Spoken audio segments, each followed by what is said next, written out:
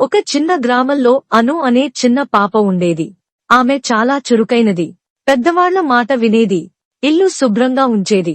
ప్రతిరోజూ ఉదయం అను తన అమ్మతో కలిసి ఇంటి ముందు దీపం వెలిగించేది. ఆమె చిరునవ్వుతో ఇలా అనేది, లక్ష్మీ అమ్మ, మా ఇంటికి రా.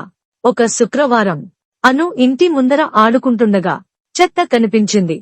అమ్మ చెప్పకముందే అను దాన్ని తీసి పక్కన వేసింది. అదే రోజు ఆమె బొమ్మలను కూడా సర్దుకుంది. అమ్మకు పనిలో సహాయం చేసింది. ఆ రాత్రి అను నిద్రలో ఉండగా ఇంటిగది అంతా మృదువైన వెలుగుతో నిండిపోయింది. ఆ వెలుగులో నుంచి లక్ష్మీదేవి చిరునవ్వుతో ప్రత్యక్షమయ్యింది. లక్ష్మీ అమ్మ ప్రేమగా అంది, బిడ్డా, శుభ్రత, మంచి అలవాట్లు ఉన్న చోట నేను సంతోషంగా ఉంటాను అని చెప్పి అను తలపై ఆశీర్వదించింది.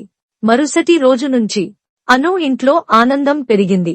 అమ్మకు మంచి పని దొరికింది. ఇల్లు నవ్వులతో నిండిపోయింది.